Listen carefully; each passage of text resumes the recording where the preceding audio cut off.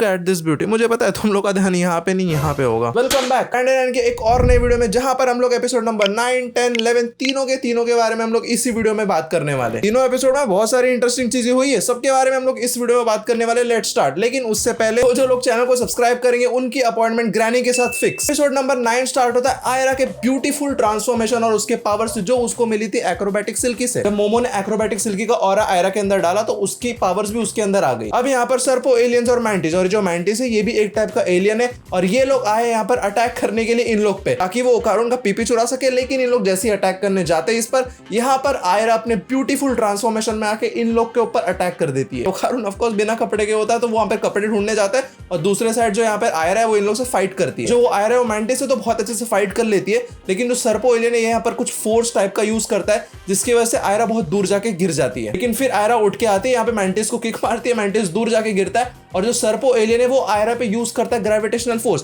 ताकि जो आयरा का ट्रांसफॉर्मेशन है उसको कुछ हद तक नलीफाई कर सके। लेकिन आयरा का ट्रांसफॉर्मेशन इस ग्रेविटेशनल फोर्स की वजह से भी पूरी तरह नहीं खत्म हुआ है। लेकिन यहाँ पर मैंटिस आ जाता है विद 2 न्यू सर्पो एलियंस। ये दोनों सर्पो एलियंस भी ग्रेविटेशनल फोर्स का आयरा के ऊपर यूज करते हैं, जिस वजह से आयरा नीचे गिर जाती है और उसका ट्रांसफॉर्मेशन पूरा खत्म हो जाता है। लेकिन यहाँ पर उसको बचाने आ जाता है उसका हीरो ओकारुन। इसके पास अभी तो कपड़े नहीं है, लेकिन वो फिर भी ट्रांसफॉर्म हो जाता है इनसे फाइट करने के लिए, लेकिन वो भी ज्यादा टाइम तक टिक नहीं पाता कि ग्रेविटेशनल फोर्स की वजह से उसका ट्रांसफॉर्मेशन भी नलीफाई हो जाता है। इन दोनों को बचाने आ जाती है the great momo Ayse. Momo यहाँ पर आके अपने साइकिक पावर्स का यूज करके इन एलियंस के ग्रेविटेशनल फोर्स को खत्म कर देती है और यहाँ पर एलियंस की फट जाती है, क्योंकि उन्हें पता है इन लोग में से सबसे स्ट्रॉन्गेस्ट मोमो ही है। यहाँ पे सर्पो एलियंस मैंटिस को चिल्लाते कि तेरे को हायर किस लिए किया है, मोमो आयसे को रोकने के लिए, ताकि हम लोग ओकारुन का पीपी चुरा सके। फिर मोमो, आयरा, ओकारुन इनसे मिलकर बहुत अच्छी फाइट करते, लेकिन यहाँ पर एक ट्विस्ट आ जाता है। जो ये सर्पो एलियन है ये कुछ इंजेक्ट कर देता है मैंटिस के सर पे और मैंटिस यहाँ पे इवॉल्व हो जाता है पोकेमॉन की तरह। ये लोग मैंटिस से फाइट करते हो, बहुत ज्यादा स्ट्रगल करते, तो ये कम नहीं था तो वो डायनासोर वाला जो एलियन हम लोगों ने इसके पहले वाले एपिसोड में देखा था वो भी आ जाता है। इससे भी हायर किया था ताकि वो मोमो से लड़ सके, उसे हरा सके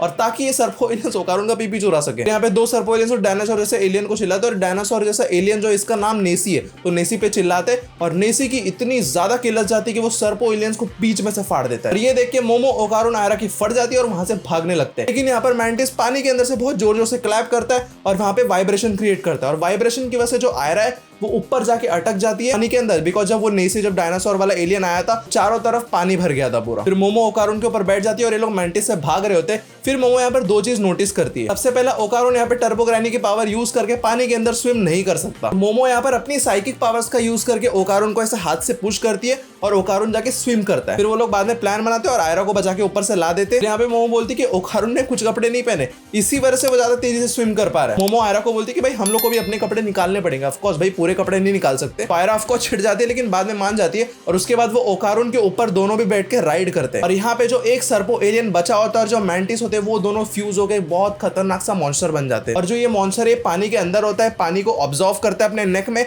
और एक लेजर बीम थ्रो करता है। और फिर ओकारुन, मोमो, आयरा बहुत ज्यादा स्ट्रगल कर रहे होते हैं इस मॉन्स्टर को हराने के लिए, लेकिन आयरा जो अपने बाल का यूज करके उसका नेक पकड़ती है मॉन्स्टर का, और जो मोमो है वो अपने साइकिक पावर्स का यूज करके पानी को थोड़ा सेपरेट कर देती है और फिर ओकारुन अपने ट्रांसफॉर्मेशन में आके उस मॉन्स्टर को खत्म कर देता है। जो स्कूल के अंदर वॉइड क्रिएट हुआ होता है वो एलियन जब आते हैं तो वो भी टूट जाता है। जैसे ही वॉइड टूटता है स्कूल के बच्चे इन तीनों को बिना कपड़े के देख लेते हैं। तीनों बहुत ज्यादा स्पीड में भागते हैं और सीन शिफ्ट होता है हॉट सी नर्स के पास। यहाँ पर नर्स इन तीनों से पूछते हैं भाई तुम बुली वगैरह तो नहीं होता। फिर एक बुड्ढा पियून आता है, उसको भी पिटाई लगाती है। फिर सीन शिफ्ट होता है क्लासरूम में, जहां पर आयरा, मोमो और ओकारुन बैठे होते हैं और डिस्कस कर रहे होते हैं कि भाई एलियन अब नेक्स्ट अटैक कब करेंगे, क्योंकि ऑफ कोर्स उन्हें 2 चीज में बहुत ज्यादा इंटरेस्ट है। सबसे पहले तो ओकारुन का पीपी और दूसरा उनकी पावर्स। फिर मोमो भी ओकारुन से ये पूछती, फिर ओकारुन भाई साहब एक नया थ्योरी लेके आते हैं। ओकारुन बोलता है जो प्लेनेट अर्थ है इस पे बहुत साल पहले एलियंस ने अटैक किया होगा और जो घोस्ट है अलग अलग कंट्रीज में उन्होंने इस प्लेनेट को प्रोटेक्ट किया होगा। तो एलियंस यहाँ पे ऑफ कोर्स घोस्ट से हार गए होंगे और वो हम जैसे इजी टारगेट्स ढूंढते होंगे ताकि हम लोग पे वो रिसर्च कर सके। ओकारुन ये भी बोलता है कि भाई जो मेरा दूसरा गोल्डन बॉल है वो भी इन एलियन के पास होगा, रिसर्च कर रहे होंगे बैठ के उस पर। यहाँ पर थोड़ा बहुत ड्रामा होता है। आयरा के यहाँ पर दोस्त आते हैं उस रूम में,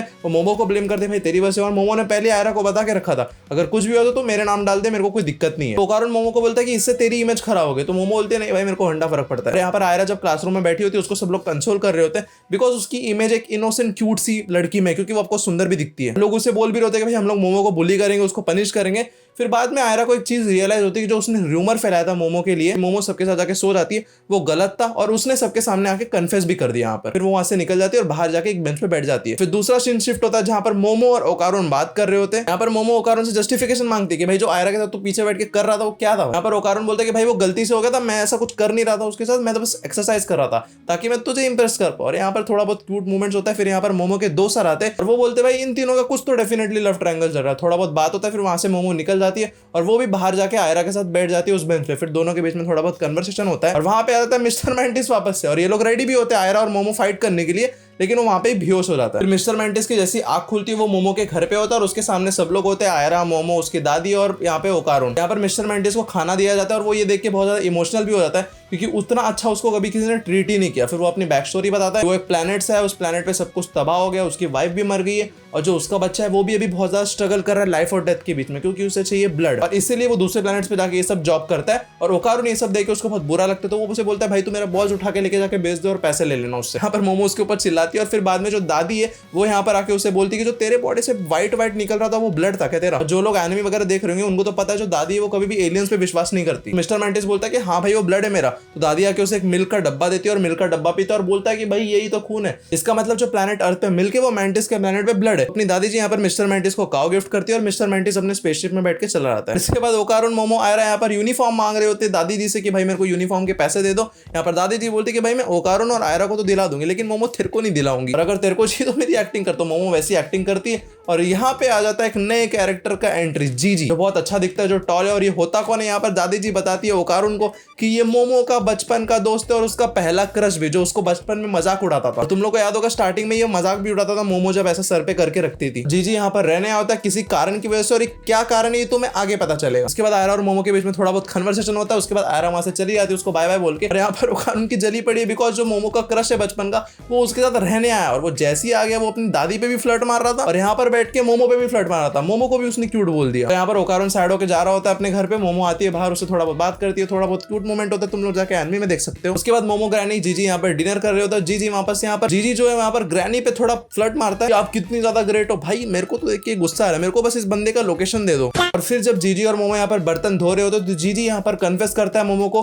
कि भाई जो मैं बचपन में तेको चिढ़ाता था उसके लिए सॉरी, मुझे अब खुद घोष दिखते हैं। जीजी जब शिफ्ट हुआ था बहुत पहले अपनी फैमिली के साथ एक नए घर में, वो नया घर बहुत ज्यादा नॉर्मल था एक्सेप्ट उसका बाथरूम। उसके बाथरूम में जीजी को बहुत ज्यादा पैरानॉर्मल एक्टिविटीज देखने मिली, और एक टाइम तो ऐसा हुआ कि वो एक जगह फ्रीज हो गया और उसके सामने दिखा एक खतरनाक घोष जिसके सिर्फ उसे 2 आंख दिख रहे थे। फिर बाद में इस घोष वगैरह को हराने के लिए टॉप 5 जो घोष भगाने वाले लोग रहते उनको बुलाया गया, और 3 जो घोष भगाने वाले लोग थे वो लोग तो खुद आके मर गए, और जो बाकी लोग थे वो लोग ने तो भाई बोल दिया कि हम लोग से तो नहीं हो पाएगा, तुम जाओ मोमो के ग्रैनी के पास, वो बहुत अच्छे से ये काम कर सकती है। यहाँ पर जो जीजी इसके पेरेंट भी हॉस्पिटलाइज हो गए, इसीलिए ये मोमो के घर पे रहने को आया। और ये सब सुन के ग्रैनी सीधा बोल देते भाई मैं मदद नहीं करने वाली हूँ। यहाँ पर मोमो शॉक होती है और मोमो पूछती है भाई क्यों। तो यहाँ पर ग्रैनी बोलती है कि जो मेरी पावर्स है बहुत ज्यादा लिमिटेड है, ये सिर्फ इस टाउन में ही काम करते हैं, बिकॉज मैं जिस गॉड की पूजा करती हूँ जिससे मुझे शक्ति मिलती है वो सिर्फ इसी टाउन तक लिमिटेड है। और वो मोमो को बोलती है भाई तेरे को ये सब चीजें हैंडल करनी पड़ेगी। मोमो तो पहले शॉक हो जाती है कि भाई मैं नहीं करूंगी। फिर यहाँ पर ग्रैनी बोलती है कि मैं तेरे को यूनिफॉर्म दिलाऊंगी और प्लस हो सकता है कि भाई ओकारोन का गोल्डन बॉल भी तेरे को मिल जाए। फिर सीन शिफ्ट होता है इन लोग के स्कूल में जहाँ पर जीजी इंप्रेस कर रहा होता है लड़कियों को, यहाँ पर क्यूट वगैरह बोल के फ्लर्ट वगैरह मार रहा होता है।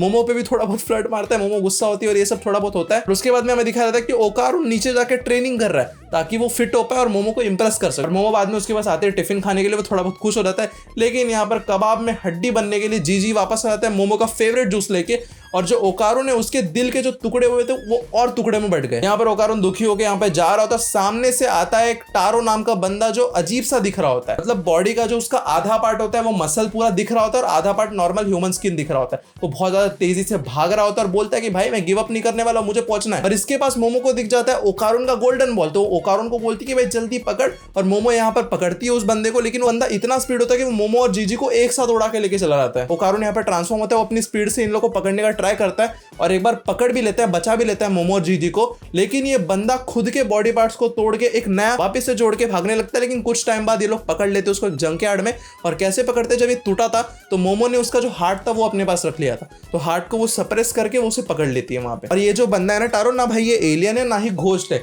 ये एक टाइप का एनाटॉमिकल मॉडल है, तो बेसिकली मोमो और ओकारोन के स्कूल के साइंस के लैब में वगैरह रहता है। और समाव इसमें ह्यूमन सेंटीमेंट्स आ गए, तो वो यहाँ पर भागते जाता है और उसे दिखती है एक फीमेल एनाटॉमिकल मॉडल, जिससे वो बहुत बहुत ज्यादा प्यार करता है और उसका नाम होता है हाना। और उन दोनों के बीच में थोड़ा बहुत इमोशनल कन्वर्सेशन होता है। वो बोलता है हाना को कि भाई तू अभी नहीं जा सकती, बिकॉज जो हाना है वो बहुत टूट चुकी है। और हाना यहाँ पर टारो को बोलती है कि भाई तू यहाँ से चले जा, हम लोग यहाँ पर मिल नहीं सकते, बिकॉज जो मेरी मैन्युफैक्चर डेट है वो बहुत ज्यादा पहले और तेरी मैन्युफैक्चर डेट अभी करंट की है। इन दोनों का प्यार वाला कन्वर्सेशन देख के अपना ओकारुन भाई साहब भी जोश में आ जाता है। ऑफ कोर्स मैंने इसका मांगा वगैरह रीड नहीं किया तो मेरे को पता नहीं आगे क्या होगा। इसका नेक्स्ट एपिसोड अभी आई गेस 2 दिन में आ जाएगा, और 2 दिन में जैसे आता है मैं उस पर वीडियो बना के डाल दूंगा। बाय द वे जिसने भी इस वीडियो का पार्ट 1 नहीं देखा है तुम लोग जाके देख सकते हो ये वाला। जो लोग बोल रहे हो जिन लोग को थोड़ा नया ट्राई करना है वो जाके इस वीडियो को देख सकते हो, बोरुटो वाली वीडियो को। मिलते हैं किसी नई वीडियो में। Tata bye bye, सानारा।